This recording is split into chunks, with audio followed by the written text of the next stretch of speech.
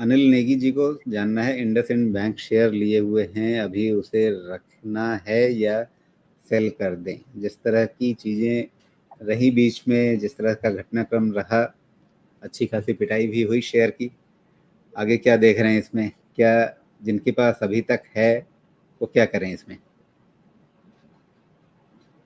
देखिए, मेरी एक अजीब सी परेशानी है, एक बार भी कहीं पे थोड़ा कॉर्पोरेट गवर्नेंस का इशू दिखता है तो ऑल्टरनेट अगर है तो फिर मैं उधर ध्यान ही नहीं देता, मतलब कोई ज़रूरत ही नहीं लगती। तो ज़रूरत क्या है, लेकिन पता नहीं कितने मैसेज कितने कॉल्स आ गए मुझे कि इतना इंडसइंड बैंक गिर गया, खरीद लें क्या?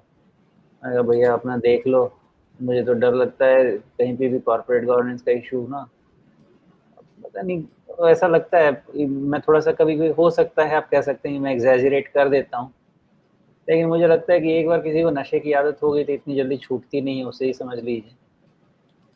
अब ऐसा है कि एक बार के लिए ये अभी तो सब कुछ हो गया ना, 2.6% ऑफ नेटवर्थ, 2.25% ऑफ नेटवर्थ का हिट लेना पड़ेगा ये फाइनेंशियल इनको, जो कि ओरिजिनल एस्टिमेट 2.35 का था। तो इसको लोग अच्छा कह रहे हैं कि मतलब बुरा से कम बुरा होने वाला है। तो खैर ठीक है, बट ये not a good situation to be in. आप देख लीजिए, इनको भी डेरिवेटिव्स नहीं मारा ना, तो इतने बड़े बैंक को भी डेरिवेटिव्स नहीं मारा। फिलहाल इसका ऐसा है कि ये गैप फिल कर सकता है। 815 से इसका ब्रेकडाउन था ना, इसका तो ये ओपन हुआ 810, तो 810 के ऊपर क्लोज हुआ तो गैप फिलिंग पे तो जाएगा ये।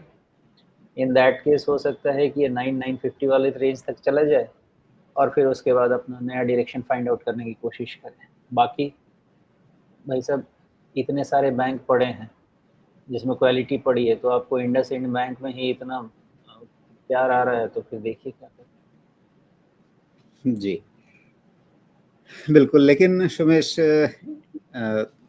जिस तरह से ये 630 के आसपास थोड़ा सा एक सपोर्ट बनाने के बाद वापस संभलने की कोशिश कर रहा है, ये कोशिश क्या सिर्फ गैप भरने तक सीमित रहेगी? और अगर उतना भी कर लिया इसने, तो भी ये मान लीजिए अभी 750 के आसपास का है, अगर ये गैप भरने के लिए भी 950 तक चला गया, वो अपने आप में एक बड़ी चाल हो जाएगी। तो भूल जाइए कि आ, मतलब शेयर कौन सा है। चार्ट देख करके क्या एक बार को ये जो प्योरली ट्रेडिंग अपॉर्चुनिटी की तरह से इसको देखा जा सकता है?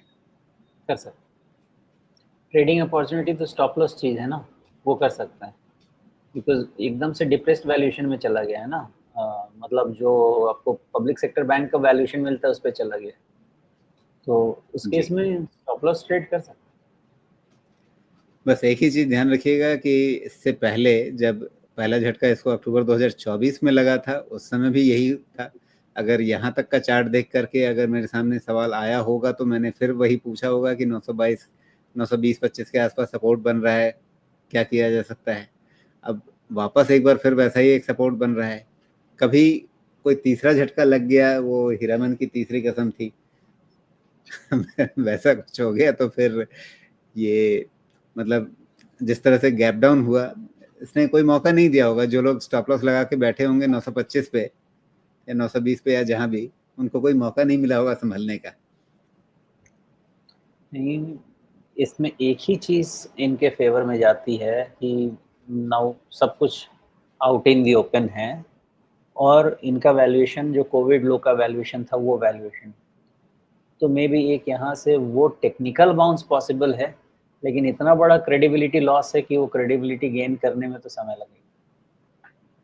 जी, ओके। तो प्राइस के हिसाब से नहीं, लेकिन वैल्यूएशन के हिसाब से आप कह रहे हैं कि वो कोविड लोज के आसपास है।